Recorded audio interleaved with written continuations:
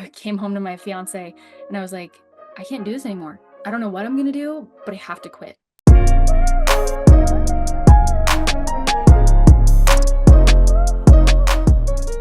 Hey, it's Deb, and this is Happy Hour with Deb. And today I have the honor and the privilege of having, I don't even know how to say this, Chelsea Bartell working in trauma. And I am so honored. You know, I work with trauma Mhm. and I work with addiction, and we're in the same field. And thank you from the bottom of my heart for being part of this show. You don't even know. I've been waiting since you said to do the show to speak to you.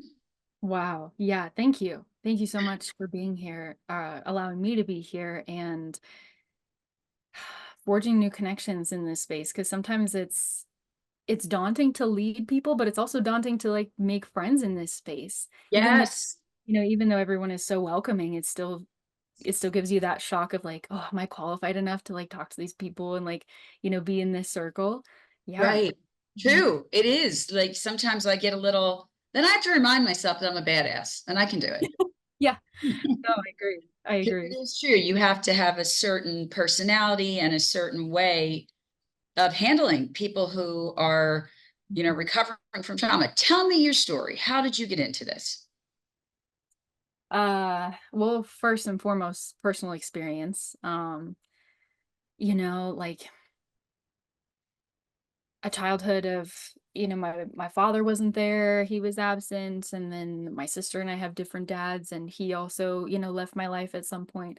And my mom was emotionally immature and just not ready to be a single parent, so there was that level of neglect and I had to grow up really young, which I feel a lot of people do. A lot of people have to grow up really young and start to compensate for the ways that their parents can't meet their needs. Yes. Um, and so with that starting so young, then my mom started to get into relationships and, I noticed a pattern of codependency, also seeing my mom, start to attach to people in those unhealthy ways and then witnessing, alcohol abuse from them and there was so much dysfunction in my family that, and then I became the caretaker, which I think is really Yeah. common for a lot of people in our spaces. That's I me. We have very similar stories. That was, Yeah. I went into this field to fix my own problems. Exactly. Exactly. Yep. And like being my family therapist and, learning how to take care of them, at some point I was like, wow, I'm really when I finally broke off from taking care of my family, when I stopped feeling like I had to be responsible for them, I started to go, what makes me happy? What do I really love doing or what do I really feel good about doing? So I started writing poetry. That was my outlet for a long time and ended up publishing two poetry collections. And after getting them out into the world, I realized I have a gift for turning what was pain into something that's powerful, into something that gives somebody hope. That is So, so and thank God mhm, people like you. yeah. And like the thing the thing I hope a lot of people hear from this podcast is do it. Like everybody has a purpose. And I was somebody sitting at a desk answering phones. I was a receptionist and I sat there knowing I had a purpose. And I'm so lucky that I said, okay, I'm going to do it. I'm going to act on it. I'm not just going to continue to sit here from this desk from 9 to 5 until I'm 30 or 40. And then I'm going to start my dream. I came home to my fiance and I was like, I can't do this anymore. I don't know what I'm going to do, but I have to quit. I know I'm meant for something bigger. And he just trusted me and supported me. And now here I am 4 years later. Wow. Yeah. Crazy. Just such Mhm. a My story started not even that long ago, but I had used same people pleaser, same, Mhm. your cup is empty. So jumping in to somebody else's. And I went through a very long divorce, very long. And when it was finally settled, Yeah. I was like, I am not doing what I'm supposed to be doing. Mhm. Like there are so many people that I wish had a Deb in their life or had a Chelsea in their life, Yeah, because it's hard to talk about this, but it's also necessary. for sure. Mhm. What's your thought on judgment around this, about trauma and about talking about it and telling your own story? Ooh, um, I guess first the best place to start would be the self-judgment. For me, like, when I started telling my story, the biggest judgment that I received was from my family. And I think when you Wow. tell your trauma story, the people who don't wanna take ownership of the way that they hurt you will have the harshest judgments. And, True. my family started to shut me down and, like, "How could you say this on social media?" And, like, "How are you putting me out there like this?" And I was working with a coach at the time, and she said, "Chelsea, you can't let them take your story away from you. You're going to No. help people by sharing your story. They're going to stay stuck in their story."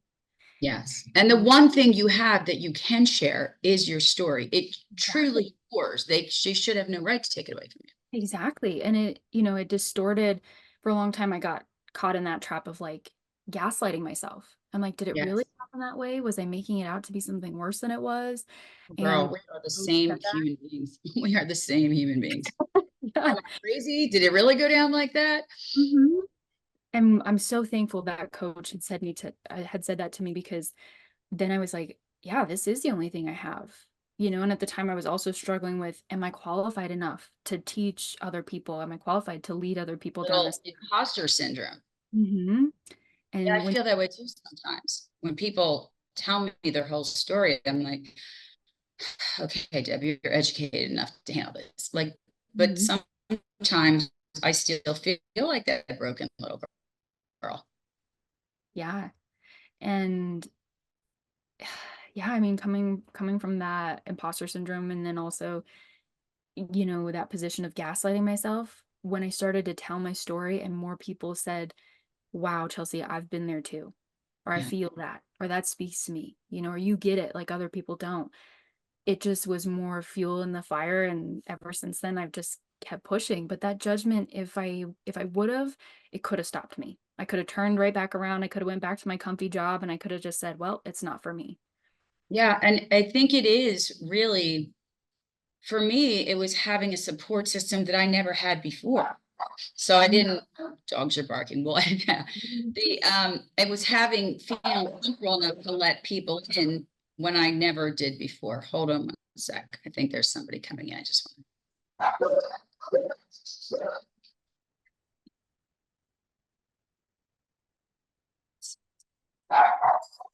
reach out to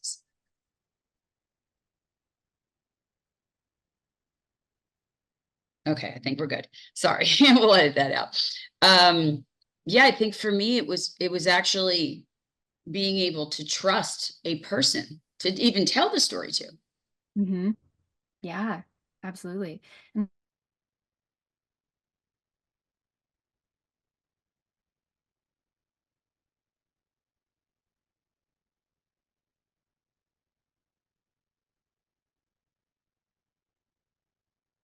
forward and oh, did it cut out? I think a little bit. So go back from where tell having someone you can trust enough to tell the story. Okay.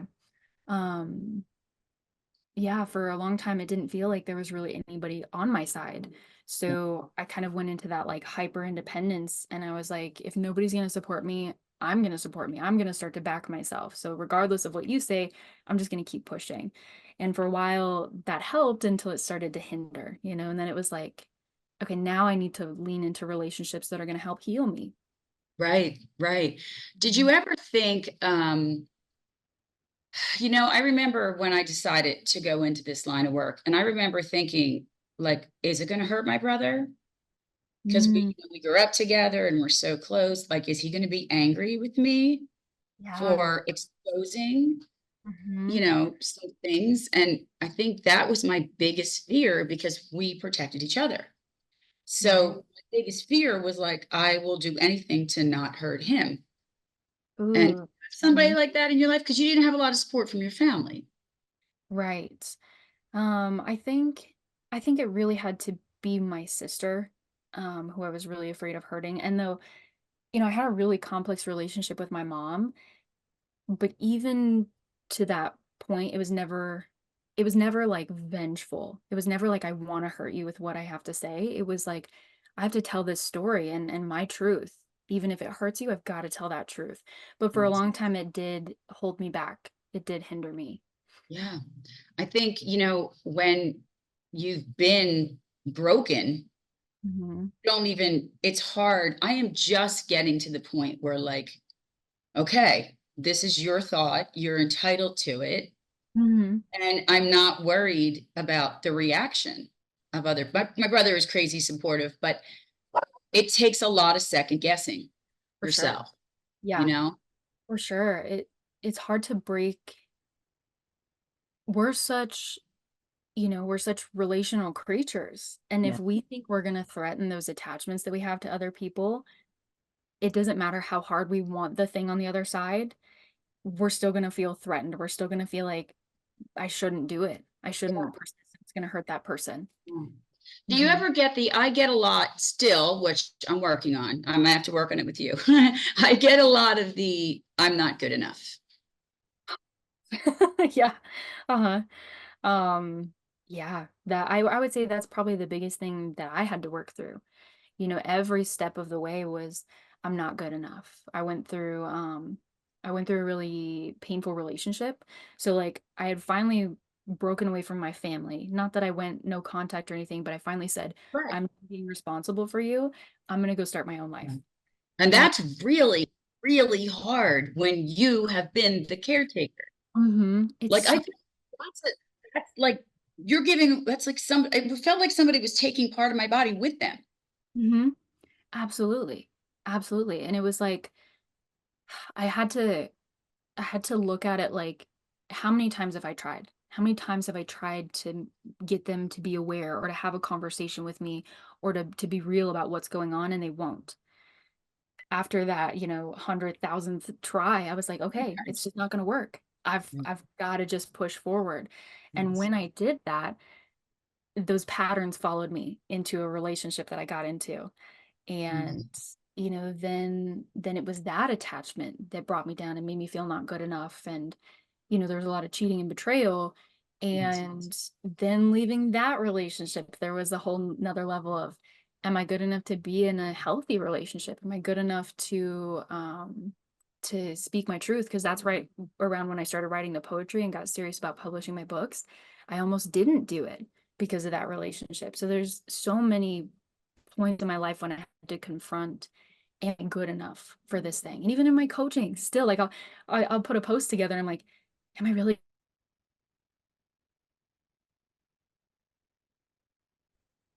Oh, did I lose you? Yeah, so go ahead. I'm sorry. Are you really good enough to do it? Yeah, am I really good enough, or qualified enough to put that post out there, or to say that really bold opinion, or to publish this podcast? It still, will circulate through my mind sometimes. Yeah, still same thing with me. And I think the beauty of it now is I can catch myself. Hmm. I tell my clients that recognition is the key to overcoming mindset. When Yeah. you see you're in that pattern, and I see it, I do, and I'm like, okay. And now I know how to be able to talk myself out of it, which is a very Mhm. powerful tool, but it Yeah. is so true. Who is your typical client? My typical client. I would say everybody comes to me with a different variation and a different trauma history, but the most common thing that I see is there's like a self suppression.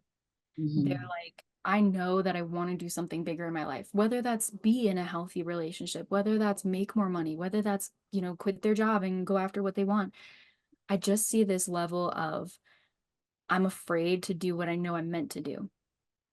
Yeah. Hmm. Well, when you've been held down, Hmm. your confidence is completely rattled, Hmm. you Absolutely. know? And I see a lot of unresolved childhood trauma. Hmm. This is what people say to me, Chelsea. This is the funniest thing. They're like, no, I'm over that. And then Wow. all these addiction problems. I'm like, are we over that though? Yeah.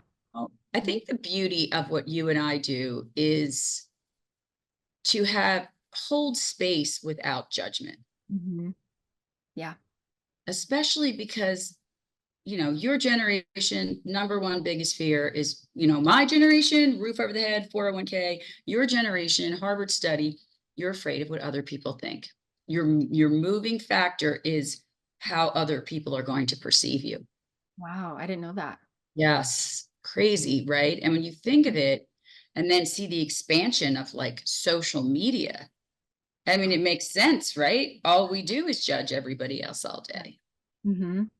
Tell me how Absolutely. you feel about the social media aspect of this business. Ooh, um, so just recently, and I say recently as in December, I posted a reel about bed rotting, and that went viral. 3.5 Mm, million people saw that reel. crazy. And I would feel like right before that, I was just getting confident with social media, and I was like, oh, this is good. I got my little community of like 3,500 people. This is awesome. That reel These are went my viral, people. totally shut down. I was like, this is terrifying. I don't want to do this anymore. No, thank you. I'm gonna hide in my bed. I don't want to be seen. No. And I started to work that out with my coach, and it was the fear of being seen. It was the fear Yes. of being vulnerable, of being like really recognized as what we are. And that taught me how powerful social media is, because I got so many powerful messages. I got a message from a woman in Africa, and she sent me a video and she said, "Chelsea, I'm so thankful that you sent me this video." And she's just crying and she said, "I never knew Um, what was wrong with me, and now you made me feel like there's nothing wrong with me. It's right. just I have trauma. It's just that I have these patterns." Mm. So it is so powerful if it's used in the right way, but I would say that for the majority of people, we're using it as a coping mechanism. We're using Truth. Yeah. Thank goodness you said that out loud. Mhm. This has now become our go-to Yeah, therapist, news, education, the whole thing. It's mhm, crazy. it is. It's beautiful because I've learned a lot myself from, using social media, but at the same time, when I'm standing in line to get coffee or something, I realize how quickly I grab my phone and I'm starting to scroll, and then I go, "Wait, why? Why am I doing this?" Right. And then it starts to make me aware, "Oh, I must be uncomfortable, just waiting or being in this discomfort, or, maybe I'm worried about what people might think of me, so I'm just tuning out." It's such an easy and accessible way to just tune out. That is such a beautiful way to put that. Mhm. Why am I, if you're picking up the phone, and let's face it, we all go down the rabbit holes, right, of the phone. Mhm. Like, why do I feel the need to get comfort from the phone? Yeah. Mhm. Agreed. And I don't think enough people say that either because people are very defensive about the phone. If Mhm. you mention the phone, like I Right. tell my clients to like put it in another room and go Mhm. to bed. Buy a $7 alarm clock on Amazon. Right. Your sanity is not worth that. And when Mhm. you're flooding yourself with it, it starts to, rise the cortisol levels and people just are, and I'm like, how could you possibly start a good day when all you're seeing is Mhm. criticism? Yeah. That has to be one of the simplest but most powerful changes that I ever made. Was I don't get on my phone for the first hour of the day. Yeah, it's beautiful. I teach people that too. I'm like, get your coffee, get yourself together, and don't let you set the attitude for the day. Mhm. Start from a place of gratitude Right. instead of a place of negativity, and then you go on with your day. But collect yourself Mhm. because Exactly. it's a big, crazy world out there. Yes. That's something I talk about with my clients a lot too, is it's beautiful how connected we can be. Like, Yes. that's the whole reason we're here. But at the same time, our nervous systems were not made to be so connected. We were not meant to know what's going on the other side of the world. No, we really weren't. We don't thrive like that. And I always tell people, I'm like, you got this vagus nerve, and it's like, like you Mhm. to just let it go. I think an important thing too for me and probably for you and for my clients and probably your clients is you there's only so much a human can handle. Right. At Mhm. some point something breaks. Yeah. Mhm. But I think, what's your thought on this? That we live in a society that drives us to do more, because if not, you're considered lazy. Oof. I was personally caught in that trap, especially when I started my business, and there comes like that scarcity of, oh my God, where's my next paycheck going to come from? So I got caught in that trap really easy of just keep working, just keep pushing, just keep doing. And then Yep, it I was do it rewarding. too. If I have like a personal issue, I solve it by jumping into the business. Yes, me too. Yeah. And then it was rewarded. It was like, Chelsea, you work so hard, or Chelsea, you're always working, or Chelsea, you're so, successful because you've dedicated so much time. And then when I wanted to like really up level, when I got serious about, okay, I want to make this amount of money. I want to have this number of clients. I want to, have this much free time and able to travel. Then I started to realize that's not going to get me there. What's actually going to get me there is being. How can Yes, I be more present? How can I slow down? How can I read? How can I go sit out in the sunshine in the middle of the day and enjoy my lunch? Like yes, not having to be on and going all the time. yes. And we thrive through personal connections. Hmm. And for me, it was like my friends were like, we never see you anymore. And I'm like, you know what? The exact same people that got me through the trauma, I'm now ignoring. It is Right. time to focus on Hmm. what's important for me. How do you tell your clients that? Hmm. How do I tell them, about the, Like self-preservation and the need to have an on and off switch.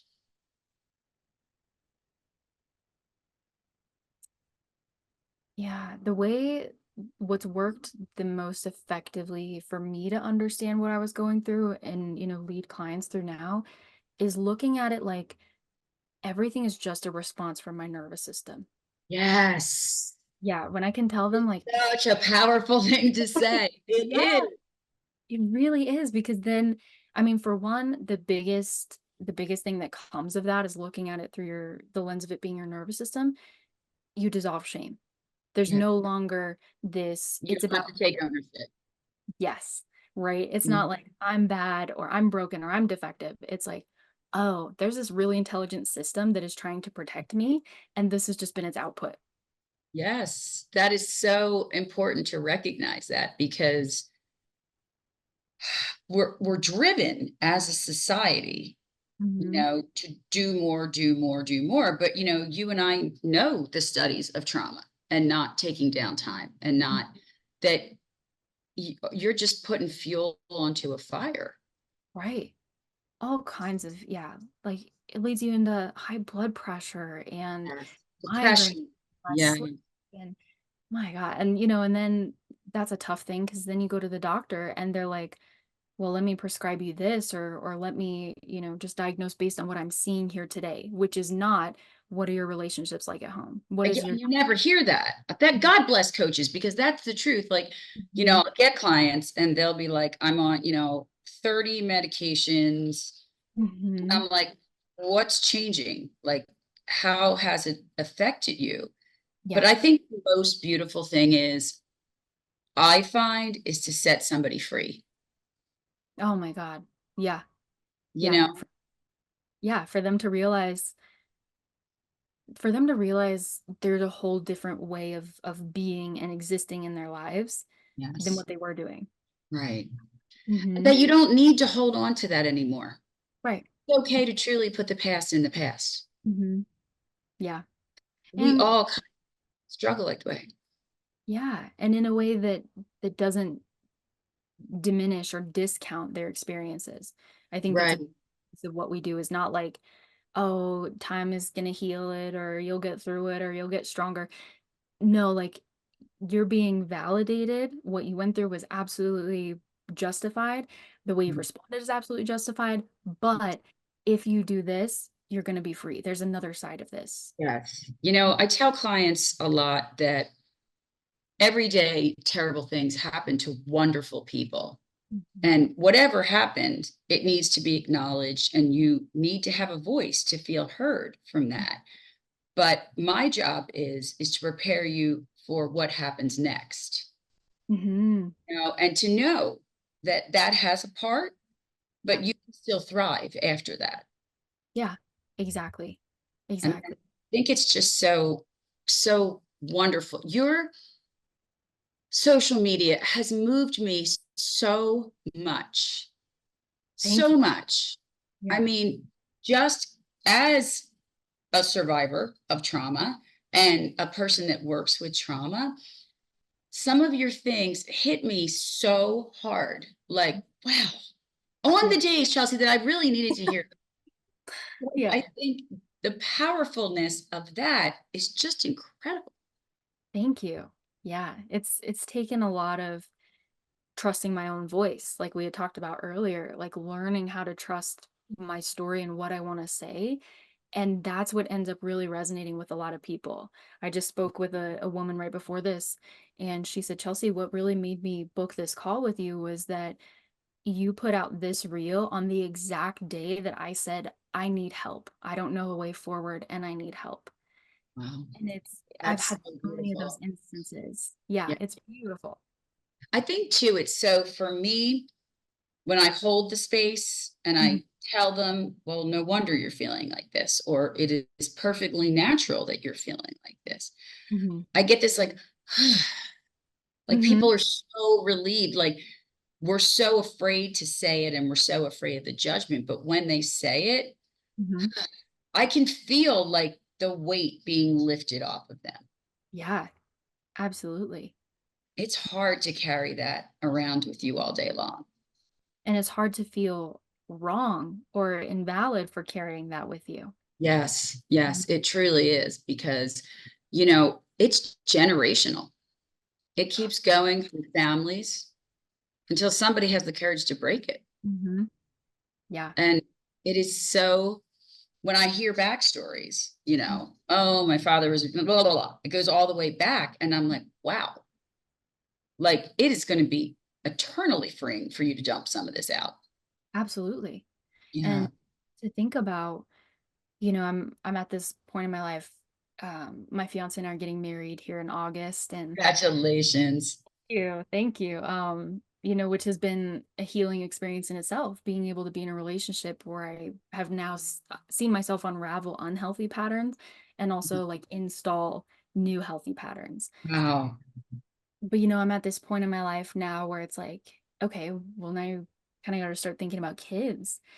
And I don't know that this is just my perspective. I don't know that you could ever be ready to have kids, but I feel so confident. I feel so grounded in knowing all the work that I've done to Yes. be a good and effective parent. Doesn't mean perfect, doesn't mean awesome There is 100%. no perfect parent. Right. What do I always say to people that don't have kids? I'm like, yeah, I too was the perfect parent until I had my child. There you go. You know? But it Yeah. is true. And I think now, let's talk about the doing the work, Mm, because some people that I talk to are like, how quick can you fix this problem? yeah. Yeah. Talk to the viewers about what it's like doing the work. Because it sounds like to men, when you say that, they're like, what do you mean I need to do some work? I'm perfect. Like, you know what I mean? Like, and Right. then I have other people that say, well, I've been in therapy for 19 years. Gosh. Oof, yeah, that's a frustrating point for me about therapy is a lot of my clients have come from therapy, Same. and talk about it for a decade and they're like, I'm still not where I want to be. Right. And I could never put a time limit on somebody's journey, but I will tell you that I've helped people make the most progress they've ever made in 3 months of doing this type of work. Like to think of all the months and years and weeks and that we've lost. I swear I've lost 3/4 of my life to Mhm. feeling Yeah. just not good enough, and when in 3 months, I tell people you can change your entire universe in 3 months if you Yeah. use the tools. Hmm. And these are, I think so a lot of times I break it down to people like this. Like if a pipe burst, Hmm. would you call a rug cleaner or would you call a plumber? Hmm. Yeah. you know, and I think it's just also just the compassion. Give me a the, I'm sorry, the compassion that you have to hold space for people. Absolutely. Absolutely. And I think that's the biggest thing we're facing is it's not to this is a bold opinion, but it's not to say that uh that therapy isn't effective or that therapists aren't doing a good Absolutely. I have so much respect for all industries. right. I think it's just that we haven't realized the depth of trauma and the impacts of trauma. So we've had, just like you're saying, we've had the rug cleaner trying to repair what was a burst pipe, right? Right. Yeah. Yeah. And I think, when I started studying with Gabor Mate, it was like, wow, Mhm. it can come from the womb. Yeah. It's that Mhm. deep. Yeah. Think about it. You're traumatized, you're growing a human, and it's just, Yeah. but I think when I explain that to people, Mhm. they're like, wow, it's not my fault, Mhm. you know? Mhm. Yeah, and it dissolves some of that shame or that belief I'm defective or there's something Yeah. bad or something wrong about me. Yes, no doubt, no doubt. Mhm. What's the greatest compliment you ever got from your clients? Hmm. Wow. Um, there's so there's so many. I think the best one and the one that I think about the most often when I'm feeling like I can't do it or I'm feeling like I'm not qualified and all those things start to stir up in my head. I think about my first client who took a chance on me when I was taking a chance on myself. And she's like, Chelsea's literally a hero. She helped me Yeah, undo years of trauma from a family dynamic that I thought I would never escape. And what I'm experiencing now, I thought was never possible. yeah, that is so beautiful. It's so beautiful. Tell me what your thoughts are about the coaching industry because people are like, well, my insurance will pay for the therapist. Mm. Okay. So I am a firm believer that making that investment in a coach is a part of the process. It's like Absolutely. saying this is your vote for who you want to become, and you're just using money as the energy to vote. Right, Mhm. right. I feel the same way. Can you put a price tag on your freedom? Is exactly how I felt. Mhm. Even in my own experience, I'm like, I don't care what it costs. I Yep. need to get this fixed. I cannot Mhm.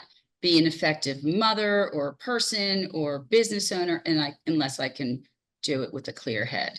Absolutely. And the thing is, which I understand is a difficult concept coming from trauma, but when you vote, quote unquote, vote in that direction of who you want to become, and you Yes. say, yes, I'm going to work with that coach, things are going to line up in a way that you would have never imagined.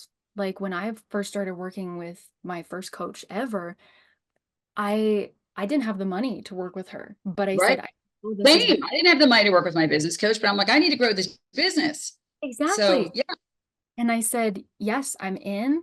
And it's the craziest thing.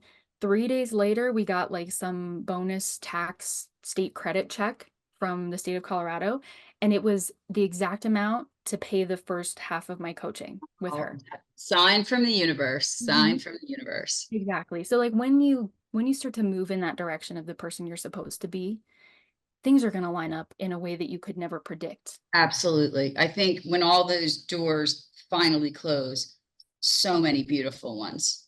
Mhm. And what I've had to learn, probably because it's just me, it's in my nature because I want things done like fixed immediately. I had to learn for myself that this is truly a journey. Yeah. Mhm. It's not the goal. What I thought my goal was, I realized wasn't really a goal. The journey has changed my life. Mhm. Yeah, it's like how do I relax in the unfolding of what I will Yeah. become, what I will feel, what I will step into? And what do Mhm. you tell your clients about that? Like, what is your tool or suggestion you say to clients about the uncomfortableness of Yeah. having to sit in a situation? What I've learned from my own experience, because I'm also somebody that wants it fixed right now, it would We feel all better if do. I had that thing Because done. we've broken so long. I'm like, put me back together today. Mhm. What I would tell them is that acceptance is the first step. Yes. Because the more that you resist it, the more that you resist this discomfort or being in this state of your life, the more you're fighting it. But if you can say, hey, this is where I'm at, Mhm. this shit sucks, but I'm here, Does, yeah. then you can start to make progress from there. But the more you fight where you're at, you're going to stay in that turmoil and that friction. But if Right. you can accept this is where I am, then you're going to relieve that resistance of trying to fight back or that pressure. And then a clear path is going to open up. Right. And truly do trust in the process. Yeah. When people tell me their goals, I'm like, that's fantastic. Let's get a plan to get you there that's realistic. Yeah. Because I think I believe everybody should have a coach, multiple coaches. For sure. I Mhm. mean, you've got your biggest cheerleader, you've got somebody that's holding you accountable, that and Yeah. is going to walk this journey with you. I think everybody, I have a business coach, I have a personal Mhm. coach. I think everybody needs a coach. How do you hold your clients accountable? Mm.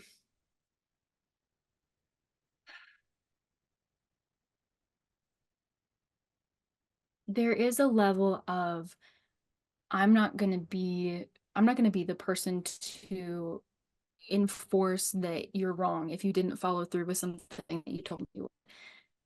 The way that I help them be accountable, I guess you could call it accountable, is I get them to explore it.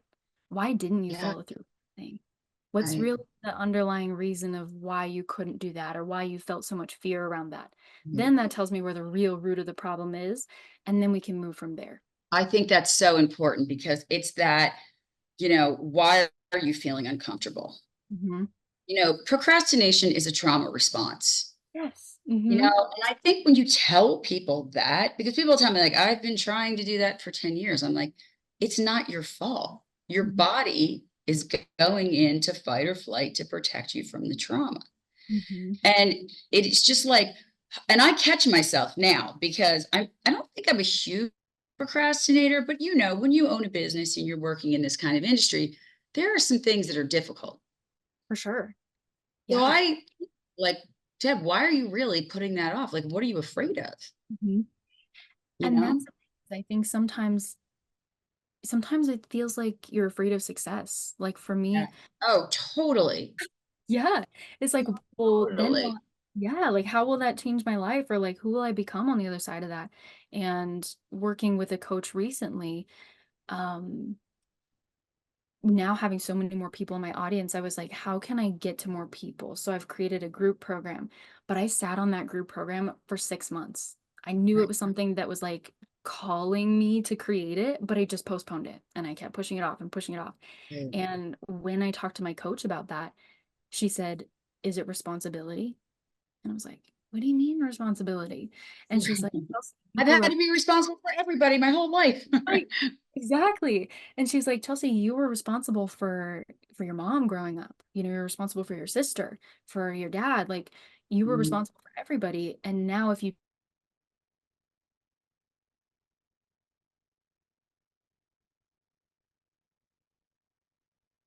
being able to work through that because, at new levels in your business, you're gaining more responsibility. You're touching more people's healing journeys.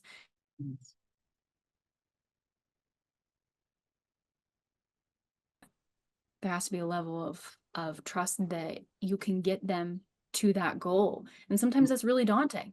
It is.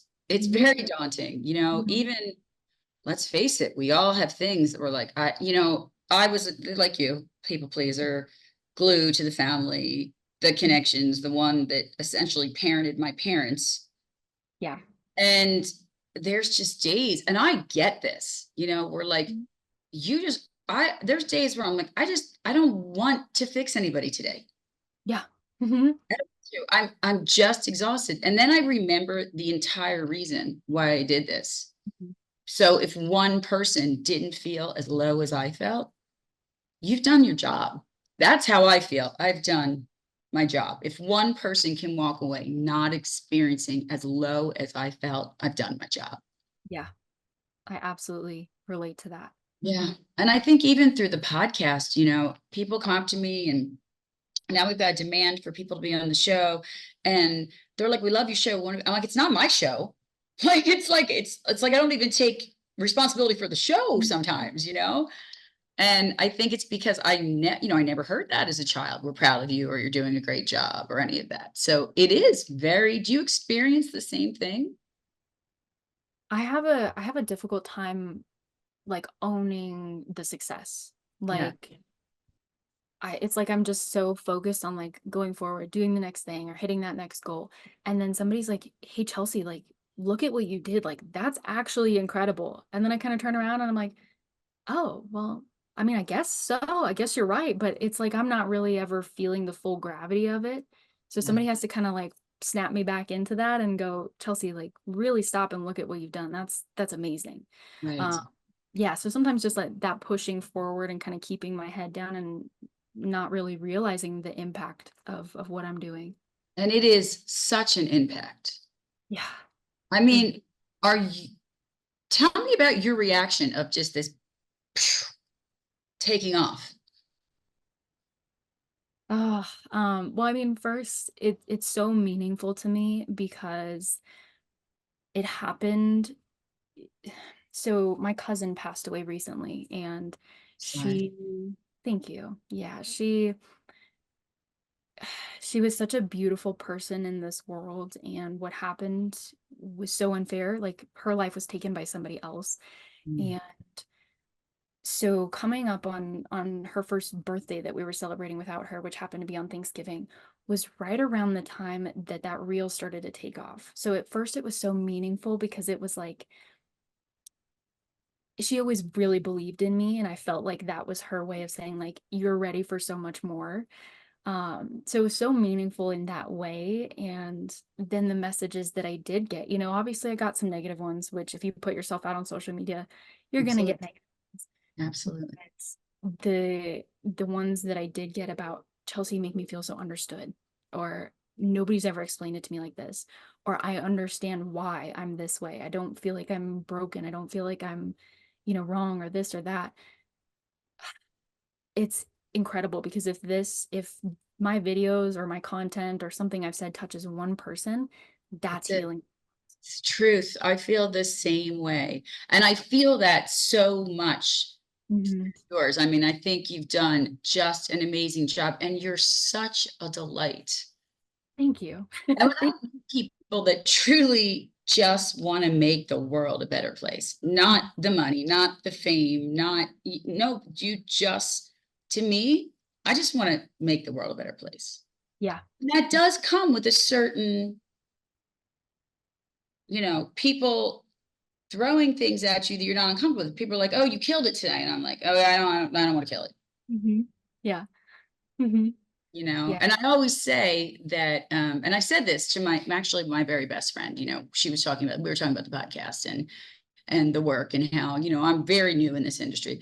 And she said something about the podcast. And I said, "Well, you're only as good as the people that surround you." She said, "No, it's your podcast. You did it. It's your connections. It's your authenticity. It's your podcast." Mhm. And I was like, "What?" Because I Right. have the most incredible media team, like, just incredible. Mhm.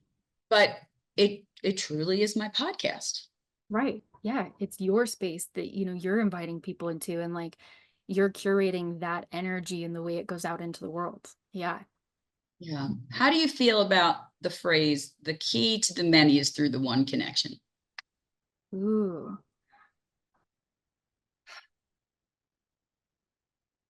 I think I think that's so valuable Yes. because it really does take one connection. Like, one difference away from touching so many people, or impacting so many people. There's not really a way, there's not really a word to encapsulate what that means, you know? Yeah. Like this podcast could reach one specific person that, maybe didn't want their life, right? And this is giving them hope.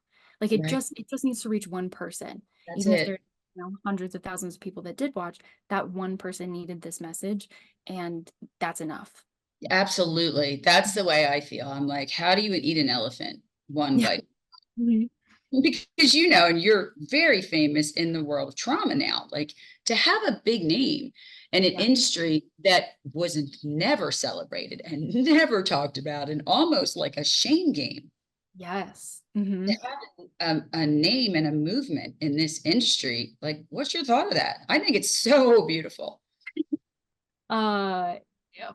It's so crazy. Like I think about I think about that teenage girl that sat in her bedroom and cried and didn't understand what was going on in her was, and I think about that girl who dreamed this up. Wow, that And is just so beautiful. it's so beautiful to be able to look back and know that I made that possible for her. Right. Now I'm carrying that out for her, but she's the reason that I'm here. Yeah, and it's so true because what would you say to your 10-year-old self? And I've done a lot of parts work with my coach and meeting those younger parts, and every single time, I think I'm going in to save them, it's like they're the one saving me. They're the one. Yes. You're so brave. Like you're the one that kept pushing. You're the one that believed in something you couldn't see, and now you're making it happen. Um it's so precious. Like there's not even really a word that I could give you that Yeah, I encapsulates that. totally understand. Like I think if I could give my 10-year-old, I'd be like, just believe things are going to get better. Mhm. Yeah. Because when you're that age and you've seen that extent of, and trauma is so individualized, it knows no boundaries. You Yeah. could be left at a bus stop 15 minutes too late and Mhm. just felt that abandonment that is now going to impact every one of your decisions the rest of your life. Yes. It's incredible the way that those things get stirred up and triggered through something as seemingly harmless as missing the bus. You're absolutely Right. right. Yeah. Mhm. And I also I say this to people too. I'm like, even some of my clients, they're like, oh, well, yeah, I mean, my father's brother, felt me up. That's not really trauma. I'm like, holy smokes, that is such Mhm. trauma. Yeah. Oh my gosh, I can't tell you how many clients have told me a story, and it's not until I respond with, "Wow, that must have been so hard," that Right. then it clicks. They're like, "Wow, that really was painful, and I just didn't own it this whole time because that was easier." Yeah. And I think we just, that's it. We go into fight or flight and we just morph into the landscape to survive. Yeah. How Mhm. many people are just surviving their lives? I feel like it's a very, very small percentage of people that are actually thriving. I Yeah. feel like the majority of the world is in survival. Yeah. Isn't that so sad? So sad. Now that I know that I've done both, Mhm. I survived and I'm working on thriving. Mhm. I see when I hear this, I'm like, we don't ever have to live that way. Mhm. We have the ability to do, I use the word pivot Mhm. with my clients because they just can't figure out how this big thing will ever shatter to move you along. And I'm like, as humans, we all have the ability to pivot. Yeah. You just can't carry all the other things with you, the Mm. guilt, the shame, the people pleasing, because you truly can't grow unless you're healing yourself. Right. Exactly. It's and I think that's such a good way to put it. Like for me, what I tell my clients is that person is not somebody you have to go out and create. that person who's got it all together and makes the money and has a healthy relationship and even just feels good waking up in the morning, they're already within you. It's just peeling back those patterns that helped you survive, that protected you from what you went through. You're already that person. Yeah. I don't think we truly take the approach of getting like peeling it back, the habits that aren't working, the things that are creating you to be stuck in your life, the mindsets that aren't changing. I think we're such a society that's either judging, or can you hear me, Kelsey? Are Yeah. either judging, or we're judge ourselves. We're our own worst enemy. Yeah. Hmm. It's It's sad. it's crazy how much my perspective has changed on that. I didn't realize how much I judged myself. And now it was just recent. I went to a uh, poetry reading with my fiance, Mhm. and me, also writing poetry, I was like, no way I'm getting up there. No, that's so scary. That's so terrifying.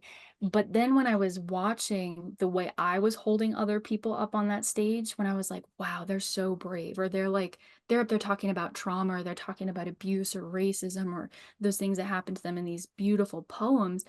And I'm looking at the way I'm holding them, like, then it made me realize that if just one person holds compassion for somebody else doing what they love, so many more people are going to do to hold people with grace, with Yes. understanding, with love. I think that's the word that I use with my clients is grace. I'm like, you Mhm, have to give yourself grace, mhm. because then it manifests. And I'm sure you hear this in sleeping problems. And some of my clients I talk to, and they're like, oh, yeah, I sleep 2 hours a night. I've been sleeping 2 hours a night my entire, for the last 30 years. I'm like, what? Wow. I Yeah. mean, your body needs to heal and you need to honor that. Mhm. But the unhealthy patterns left unrecognized will control everything. Absolutely. Absolutely. Yeah, Wow. it is such an incredible movement. And Chelsea, I can tell you, you do it bravely and beautifully and with such elegance. Thank you. Thank you. It's And I come from a lot of self-work.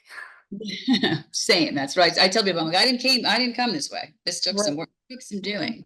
Yep. Know? What do you want to tell the audience? The one thing, the most important thing to do is if you've been through what we've been through, and there's more of us than not, Mhm. what's what's the one thing you would tell somebody? Wow. Mm, don't listen to that fear. Don't listen to that fear. Fear fear is trying to keep you in what's familiar. And what's been familiar has likely been dysfunctional families, or, painful relationships, or addiction, or whatever that might be. Staying in what's familiar is going to keep you limited. Yes. And I know that the people listening to this podcast have that little tiny voice in them that says, there's something bigger for me. Yeah. Listen to that voice. Trust that voice, because it's not going to steer you wrong. Agreed, 100%. It is just, I believe now, if you would have asked me 10 years ago, I believe now that we are capable of fixing everything. Everything. Hmm. And I'm like, if you can just trust in the process Hmm. and block out the voices in your head, you can do anything. Absolutely. Yeah, Hmm. it's crazy. So Hmm. what's the 5-year plan looking like for you, my friend? In business or in life, or yeah. Um, Gonna write a book? wow. I I definitely do. I definitely do want to write a book, because after I had published those poetry collections, there was this kind of like map building in my head, or there's kind of this like process that I had started building of like how I would help somebody through this. And I realize it's what I'm teaching people in coaching and in the programs that I have, but I do want to like really get deep and analyze that and create a book out of it. I think for sure that's a really good goal in the next 5 years. Yeah, Mhm. that's amazing. And you're getting married in August, and congratulations. Thank you. Thank you. Yeah. It has truly been my honor. Truly, I follow your work closely, and it has moved me, and it Mhm. has moved so many people. So the last question I have for you is, will you come back again and let us follow this journey with you on healing people and talking to people? Absolutely. Absolutely. Yeah. Because it's a journey, right? Like I'll be a different person tomorrow. I'll be a different person in months from now. And like I can still talk about something new that I'm evolving through or moving through. And that's always going to be helpful for somebody. Absolutely, absolutely. Well, Chelsea, you are just a sunshine. And thank you so much for being on Happy Hour. And I can't wait to see where we go from here. Chelsea, thank you so much for like sharing this incredible story and being on Happy Hour. And I cannot wait to see where we go from here. Thank you. I really appreciate you having me here. And I love this space that you've curated to bring all these people together and connect them with maybe voices they wouldn't have heard otherwise. Yeah, it makes my heart happy. This show makes my heart happy. Good. I love seeing people be in their purpose and doing what they love. Me too. It gives me the biggest thrill to see people thrive. And we're going to be in touch. And thank you from the bottom of my heart for not only being on the show, but for doing what you're doing. Thank you. Thank you. I really appreciate that. All right, Chelsea. Thank you again. I'll see you soon. So welcome. Thank you.